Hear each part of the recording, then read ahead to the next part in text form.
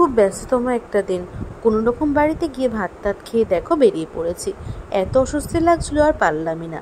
সকালে কিন্তু ঘুম থেকে উঠে স্নান করেছি, আর সত্যিই পারছিলাম না, তাই কোনো রকম উঠে স্নান টান করে মাথায় শ্যাম্পু ট্যাম্পু করে বেরিয়ে পড়েছি। এর আগেও ছিল একটা মেহেন্দি পরানোর কাজ, আবার যাচ্ছে একটা মেহেন্দি পরাতে। আজকে কিন্তু পরপর 3টে কাজ ছিল। আর তারপরে দেখো লোকেশন বুঝতে পারছিলাম না, তাই দিদিটা নিতে এসেছিলো আমাদেরকে।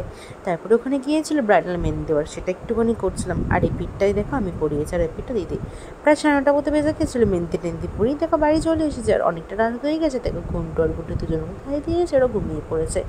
ভিডিওটা শুরু করলাম পরের দিন থেকে। সকাল সকাল দেখো ঘুম থেকে উঠে চলে গেছি ভাত টাত খেয়ে কাজে।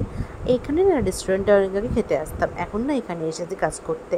আর দেখো লিফটের জন্য অপেক্ষা করছি, দেখো অবশ্যই লিফট চলে এসেছে, আর লিফটে উঠে পড়েছি। আজকেও না খুব ব্যস্ততম একটা দিন ছিল। আজকেও ছিল পরপর 2 থেকে 3টে কাজ। আর দেখো প্রথমে লিফটে করে উপরে উঠে চলে এলাম। ক্লায়েন্টের নাকি চুল ভিজে গেছে, তাই ক্লায়েন্ট বলেছিল হেয়ার ড্রায়ার নিয়ে যেতে। আর দেখো লিফটে করে নেমে গেছে, আর তারপরে দেখো দাঁড়িয়ে আছি। দাঁড়িয়ে কতক্ষণ ধরে অপেক্ষা করছি, তবুও দেখো দরজা খুলছে না।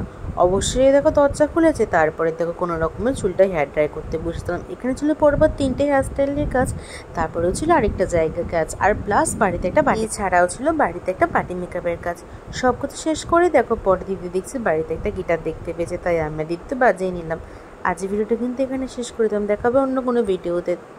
ততক্ষণ জন্য টাটা।